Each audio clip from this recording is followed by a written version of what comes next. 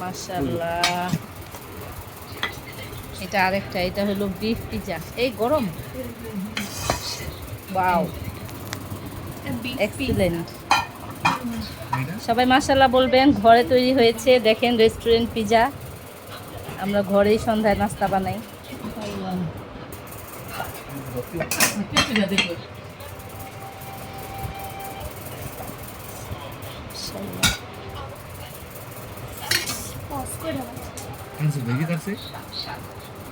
একটু দাবায় কাটলেই হবে। তুমি যেদিক থেকে সেদিক তো ই করতে পারবে না, দাবা দেখো। আমরা কি কি দিয়ে করি তা আমরা বলতে পারি না, কিন্তু আলহামদুলিল্লাহ যা দিয়েই বানাই রেস্টুরেন্ট থেকেও ভালো হয়।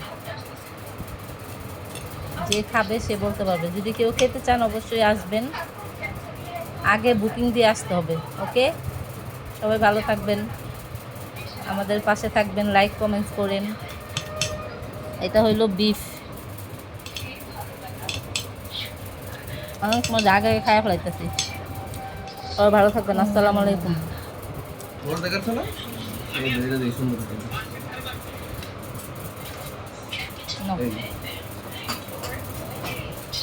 খাও, গরম গরম খাও, ঠান্ডা গেলে সাথে একটা ডেজার্ট আছে, ম্যাঙ্গো ডেজার্ট।